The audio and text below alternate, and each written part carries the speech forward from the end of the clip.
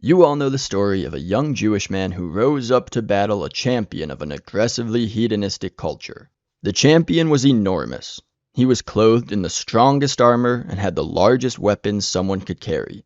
Meanwhile, the Jewish man rejected impressive tools of war and opted instead for a modest weapon of his own creation. I speak, of course, of the story of Ben Shapiro versus Disney. If you're not aware by now, the Daily Wire, the conservative media company founded by Ben Shapiro and Jeremy Boring, released their children's entertainment platform Bentkey. Alongside that release came the announcement that they would be producing an adaptation of Snow White. Now, why might they have picked Snow White? Oh, well, of course. What better way to drum up excitement for your movie than to release one of the same title of a Disney remake that everyone already hates? Snow White and the Evil Queen, as the Daily Wire is calling their adaptation, will star Brett Cooper, the Daily Wire's attempt at creating a conservative influencer for Gen Z. Now, I don't know much about Brett Cooper, outside the fact that she was a child actor, but I'm betting she's more likable than Rachel Zegler. Just like I'm betting against the durability of a folding chair when Lizzo sits down in it. I am engaged. But to a man? Oh, how refreshing. But even with Rachel Zegler repeatedly playing PR Russian roulette with a mag-fed pistol, can David really slay the Goliath mouse? I'm rooting for them for sure. It may not have escaped your notice that I'm not exactly the biggest fan of modern Hollywood, and any independent studio jumping in to make a splash in its face is a net positive in my opinion.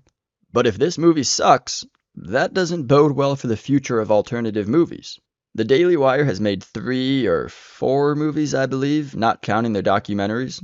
I've only seen Run, Hide, Fight, and it was fine. There's not much more I can say about it. It was Die Hard in a school, there's not much to get wrong.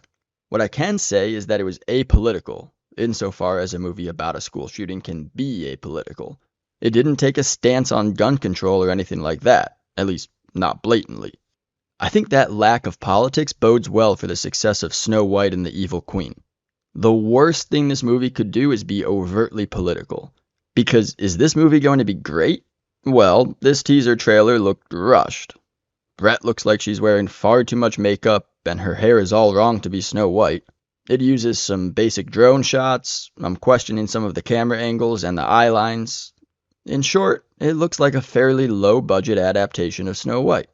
So no, it doesn't look great, but it doesn't need to be great. It just needs to be better than Disney, a bar that seems to get lower and lower with each project it releases. Brett still looks more like Snow White than Rachel Zegler does. I'd rather have drone shots of beautiful landscapes than settings created in a studio.